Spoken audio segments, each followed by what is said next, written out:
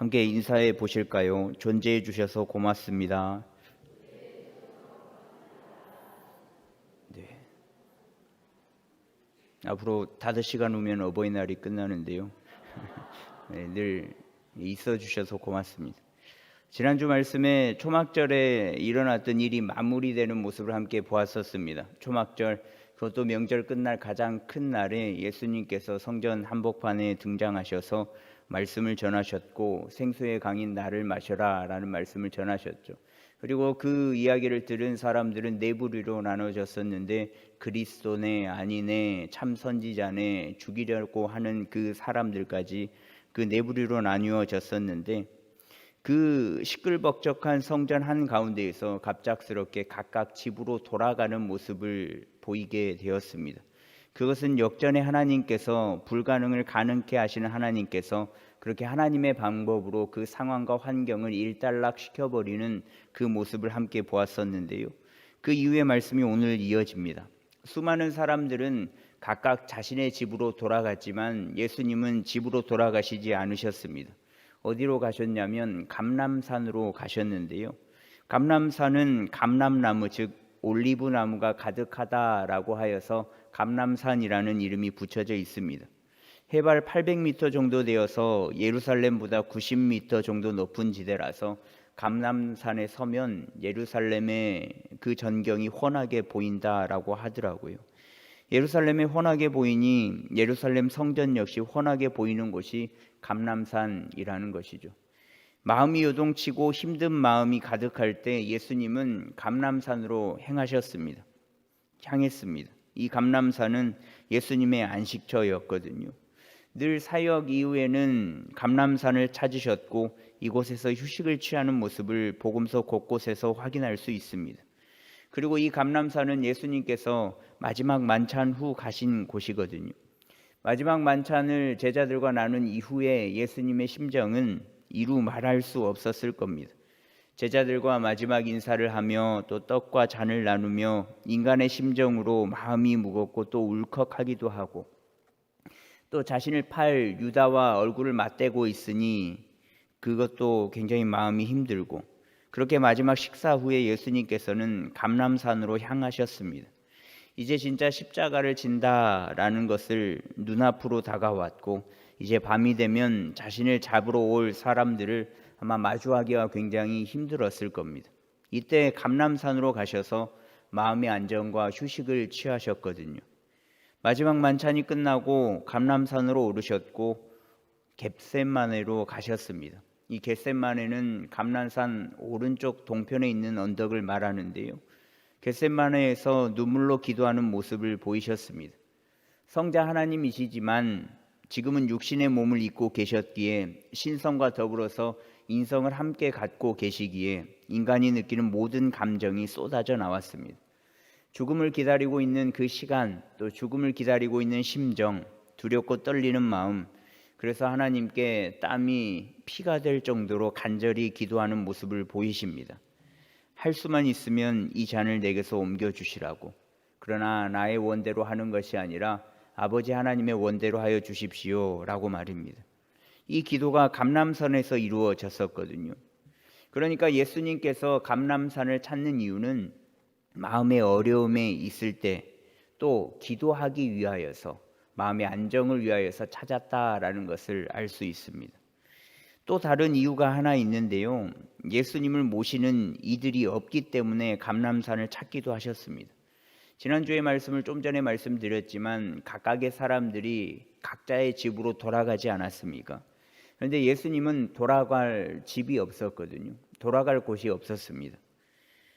분명 사람들은 예수님을 앞에 두고 갑론을박을 펼쳤죠. 자신들의 주장을 펼치는 모습을 보였었습니다. 크게 네 부류의 사람으로 나뉘었다라고 말씀을 드렸는데 이 네 부류 중에 그리스도다라고 고백하는 부류의 사람들도 있었거든요. 또 8장 서두에 보면 예수님의 형제들이 예루살렘으로 올라가십시오라고 이야기를 하면서 거기에 있는 당신의 제자들이 당신이 행하는 모습과 말씀을 통하여서 힘을 얻지 않겠냐라고 이야기를 했었습니다. 그러면 분명 예수님을 따르는 이가 있다라는 것인데 예수님을 모시는 이가 있어야만 했거든요. 수많은 사람들이 북적대고 있다가 각자의 집으로 돌아갔을 때 예수님도 누군가의 손에 이끌려서 누군가의 집에 거해야만 했었습니다. 예수님이 지나간다는 소식을 듣고 돌무화과 나무에 올라 예수님을 쳐다본 삭개오처럼 말입니다. 그렇게 예수님을 따르는 사람이 있었다면 예수님을 자신의 집으로 모시는 이가 분명 있어야만 했는데 없었습니다. 예수님은 그리스도시잖아요. 그리스도라고 고백하라고 시킨 것이 아니라 자신들의 입으로 그리스도, 메시아, 기름 부음 받은 왕이라고 고백했음에도 불구하고 수많은 인파 속에서 예수님을 모시는 자가 단 한 명도 없었습니다. 말인 그리스도라고 내가 당신을 믿는다고 하면서도 정작 예수님을 모시는 이는 단 한 명도 없는 모습이 나타나거든요. 그러니 마지막 만찬 전에 제자들이 이렇게 물어보는 모습을 보이는데요. 마태복음 26장 17절에 보시면 무교절의 첫날에 제자들이 예수께 나와서 이르되 유월절 음식 잡수실 것을 우리가 어디서 준비하기를 원하시나이까? 라고 제자들이 예수님에게 물어보는데 제자들이 유월절 마지막 만찬을 준비하기 위하여서 그 식사를 준비해야 하는데 어디에서 준비를 해야 합니까? 라고 물은 것은 제자들과 예수님이 거할 곳이 마땅찮다라는 것을 알 수 있습니다. 이들의 질문에 예수님은 성으로 들어가서 아무에게나 이야기를 하면 될 것이다 라고 대답을 하셨고요. 물론 이곳저곳으로 돌아다니면서 사역을 하셨기 때문에 정해진 숙소는 없을 수 있습니다. 사실은 없는 것이 더 편할 수도 있을 겁니다. 그런데 나그네와 객을 중요하게 생각하고 그들을 섬기는 일을 중요한 일이라고 생각하는 이스라엘 백성임에도 불구하고 단 한 명도 그 어느 누구도 예수님을 내가 모시겠다, 이곳으로 오십시오, 우리의 집에 모시겠습니다 라고 이야기하는 사람이 없었다라는 거죠. 그래서 예수님은 사역 이후에나 또 마음이 힘들 때나 혹 기도하고 싶을 때나 그러실 때 늘 감람산을 찾으셨고 습관적으로 기도하셨다라는 것을 알 수 있습니다. 여하튼 이 두 가지의 이유로 인하여서 감람산을 찾았지만 예수님은 감람산에서 기도로 마무리하시는 모습을 볼 수 있습니다. 초막절 기간 동안 당신의 생명을 걸고 성전 한복판에서 하나님의 복음을 전했고 또 잡으려는 자들, 죽이려는 자들에게서 더 큰 소리로 복음을 외치셨고 그 모든 것을 한 번에 종료시켜 버리신 하나님의 일을 경험하신 이후에 감람산으로 가셔서 마무리하셨거든요. 그 마무리는 하나님 아버지께 감사함의 기도로 마무리를 하셨습니다. 예수님도 성자 하나님이시지만 예수님을 이 땅에 보내셨고 또 늘 동행하시며 도우시는 그 손길에 감사함을 기도하는 모습을 볼 수 있습니다. 우리 역시 하나님의 은혜를 경험하면 이 감사의 기도를 하는 모습이 있거든요. 하나님께서 내게 은혜를 베푸셨구나, 나의 기도에 이렇게 응답해 주셨구나, 내가 살아가는 그 모든 일들이 하나님의 은혜이구나 라는 그 감사가 생각될 때마다 감사의 기도를 하는 모습을 볼 수 있는데요. 그러나 우리의 기도의 그 퍼센테이지를 보면 감사의 기도보다는 간구의 기도가 더 많이 있는 것이 현실이기는 합니다. 여러분들 보통 언제 기도를 하십니까?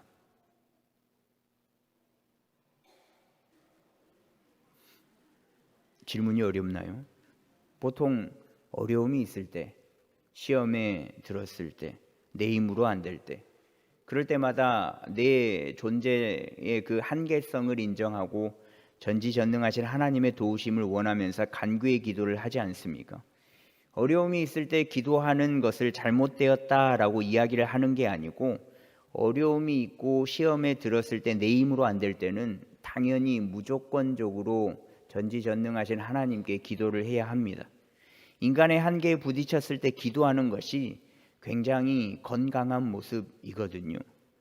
다른 것으로 해결해 보려는 것이 아니라 다른 어떤 것을 의지하는 것이 아니라 하나님을 의지하고 하나님을 통하여서 내 상황을 역전시켜 보겠다, 내가 그 하나님을 더욱 의지해 보겠다 라고 원하는 마음으로 기도하는 것은 그런 모습은 지속적으로 있어야 합니다.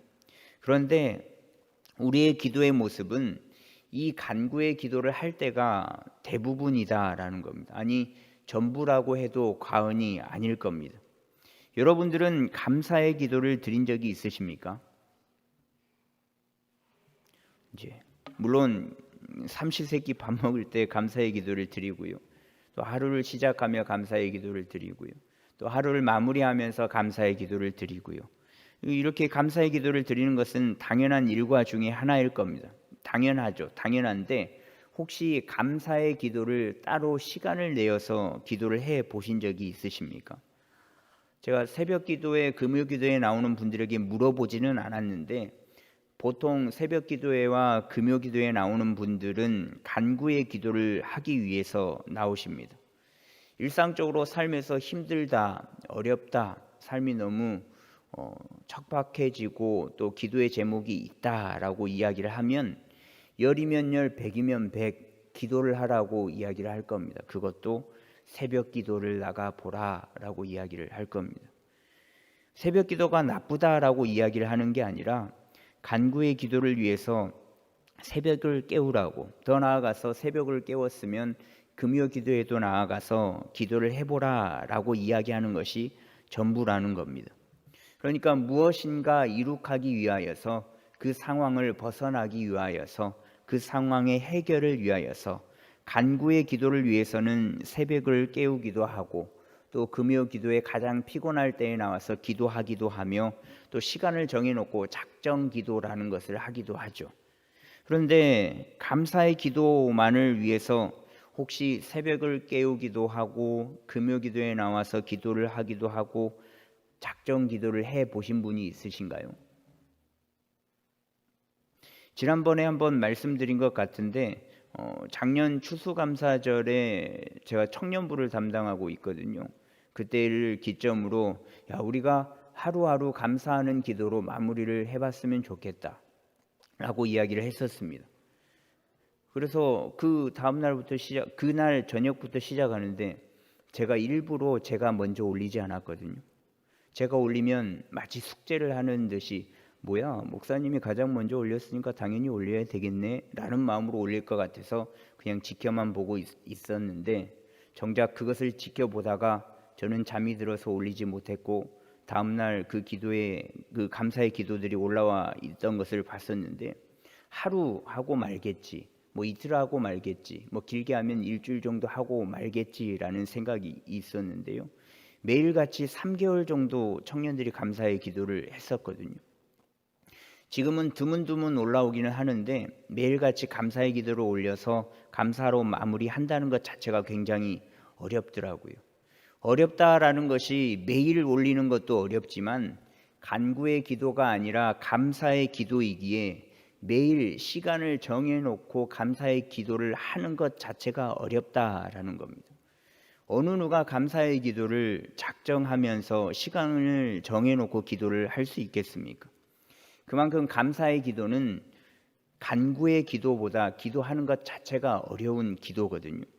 힘들지 않고 그 일이 해결되었으니까 간구의 기도는 또 다른 문제가 생길 때마다 하지만 감사의 기도는 그 문제가 해결될 때만 하니까 그 감사의 기도를 정해놓고 하는 것 자체가 굉장히 어렵습니다.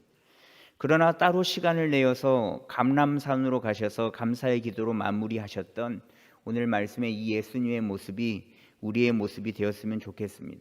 시간을 내어서 간구의 기도를 하는 것도 참 좋고 또 잘하는 모습이고 힘들고 어렵고 해결을 원할 때 간구의 기도를 하는 것도 굉장히 건강한 모습이고 좋은 모습이지만 따로 시간을 내어서 감사의 기도까지 하며 나아가는 성숙한 자의 모습이 우리의 모습이 되었으면 좋겠습니다. 이렇게 감사의 기도를 따로 시간을 내어 드리는 모습으로 마무리가 되나 싶었는데 예수님은 다음날 아침에 또 이런 모습을 보이시거든요. 2절 말씀에 보시면 아침에 다시 성전으로 들어오시니 라고 말씀하고 있습니다. 다시 성전으로 들어가는 모습을 보이거든요. 어제 전쟁과 같은 일을 치르지 않았습니까? 수많은 사람들이 북적이는 그 북새통에 누군가는 잡으려고 하고 죽이려고 하는 그 상황 속에서 하나님께서 그 역전의 하나님께서 상황을 무마시켜 주시는 각각의 집으로 돌려보내 주시는 그 일을 행해 주셨는데 다시 성전으로 들어가는 모습을 보이시거든요. 마무리가 됐는데 다시 그 전쟁통 속으로 다시 들어갑니다. 왜 들어가시냐? 성전에는 아직 복음을 받아들이지 못한 이들이 남아 있었기 때문에 그렇습니다. 그래서 2절을 이어서 보시면 백성이 다 나오는지라 앉으사 그들을 가르치시더니라고 말씀하고 있는데 성전으로 예수님께서 들어가시니까 백성들이 기다렸다라는 듯이 다 나오거든요. 이 백성들은 그리스도다라고 인정한 백성들도 있겠고 그리스도가 아니다라고 말한 사람들도 있고 또 부정한 사람들도 있겠고 또 잡으려고 한 백성들도 있었을 것이고 잡으면 죽이려고 하는 백성들도 있었을 겁니다. 이 수 가지의 모습을 한 백성들이 예수님이 성전에 들어오시자마자 기다렸다는 듯이 예수님 앞으로 나오는데 그리고 이 모습이 어색하지 않은 것처럼 예수님은 그 자리에 앉아 그들을 가르치십니다. 앉아서 가르치셨다라는 것은 잠깐의 시간을 할애한다라는 것을 아닌 것을 알 수 있거든요. 잠깐 이야기할 때 누가 땅에 앉아서 이야기를 하겠습니까? 앉아서 이야기를 한다는 것은 긴 시간 동안 내가 가르칠 것이다 라는 속뜻이 들어가 있는데요. 예수님 앞에 있는 자들이 어떤 생각으로 나왔는지는 알 수 없지만 이들이 하나님의 복음을 받아들이길 원하는 마음으로 내가 이들이 복음을 받아들일 때까지 장시간 동안 복음을 전해야 하겠다라는 마음으로 예수님께서 앉아서 이들에게 가르치시기 시작합니다. 굳이 예수님께서 앉아서 가르치시는데 왜 예수님은 다시 성전으로 들어가셨겠습니까? 왜 굳이 다시 다 마무리된 상황 가운데 감사로 기도하며 마무리한 상황 가운데 다시 그 전쟁통 속으로 들어가셨을까? 지난번 보았던 요한복음 7장 33절에 그 해답이 있는데요. 자막으로 띄워질 텐데 같이 한 목소리로 읽겠습니다. 예수께서 이르시되 내가 너희와 함께 조금 더 있다가 나를 보내신 이에게로 돌아가겠노라. 아멘. 예수님께서 내가 조금 더 있다가 돌아가겠다라고 말씀하셨던 이 말씀이 기억나십니까? 이 말씀을 하실 때의 상황은 그 사람들이 손을 뻗어 잡으면 예수님이 잡힐 만한 거리에 있었던 사람들인데 손을 뻗었어도 잡히지 않았다라고 이야기한 상황이거든요. 손만 뻗으면 예수님을 잡아 죽일 수 있는 그 순간 잡으려는 자들을 앞에 두고 예수님께서 이 말씀을 하신 겁니다. 예수님을 잡으려는 자들이나 믿는 자들이나 내가 이 모두를 위하여서 조금 더 있다가 갈게 라고 말씀을 하셨거든요. 왜 이렇게 말씀하셨냐? 모두 다 이 복음을 믿어서 구원에 이르기를 원하는 마음이셨기 때문에 그렇습니다. 자신을 잡아서 죽이려고 한 사람들도 혹은 반대로 믿는 사람들도 아직 하나님의 복음을 믿지 않아 구원에 이르지 못한 사람들이 많이 남아 있기에 이들의 구원을 위하여서 내가 조금 더 있다 갈게 라고 말씀하신 거거든요. 이 말씀이 동일하게 적용된 겁니다. 그리스도가 아니다. 참 선지자다. 잡아 죽이자. 예수님을 바라보는 시선이 다 다를지라도 한 사람이라도 더 하나님의 복음을 믿어 나를 보내신 하나님을 믿어 생수의 강인 나를 믿고 마심으로 구원받기를 원하셨기에 예수님은 다시 성전으로 다시 북적북적한 전쟁통 속으로 그 성전 속으로 다시금 들어가셨습니다. 단지 그뿐이셨거든요. 예수님 자신의 의와 자신의 사람들을 모으고 당을 만들어 세력을 구축하기 위해서 다시금 성전으로 들어간 것이 아니라 하나님께서 이 땅에 자신을 보내신 이유를 이룩하기 위하여서 조금 더 있으면서 아직도 구원에 이르지 못한 자들에게 가르치시면서 그 하나님의 복음을 전하기 위하여서 인류 구원을 위하여서 딱 그 이유만으로 다시 성전으로 들어가셨다라는 겁니다.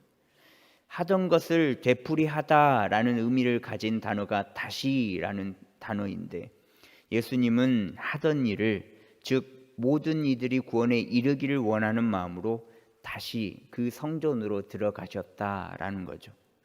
다른 이유가 아닌 영혼을 사랑하고 그 영혼이 구원받기를 원하시기에 다시금 성전으로 들어가셔서 그들에게 앉아 그들에게 복음을 전하시는 모습을 보이셨다라는 겁니다.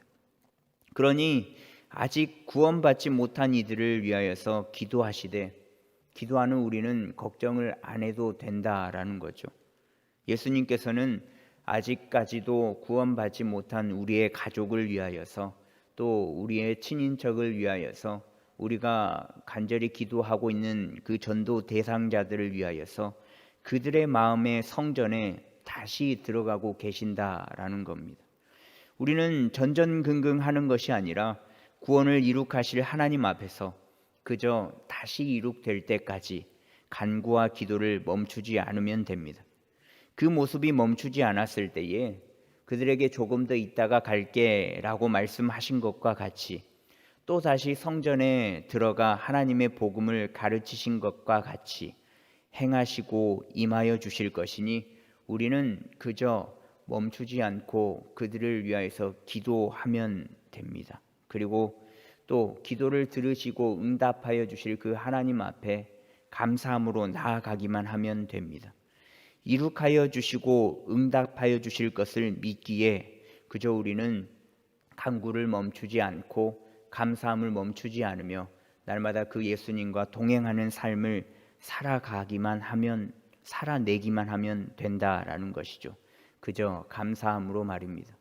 오늘 말씀을 들으시면서 늘 간구의 기도하는 것도 좋지만 감사의 기도를 할 줄 아는 우리가 되었으면 좋겠고, 더 나아가서 다시 성전으로 들어오셔서 모든 이들을 가르쳐 복음에 이르기를 원하는 그 예수님께서 지금도 일하시고 계신다라는 것을 믿으시면서 함께 구원받을 그날을 기다리며 그 예수님 안에서 거하는 우리 모두가 되기를 간절히 소망합니다.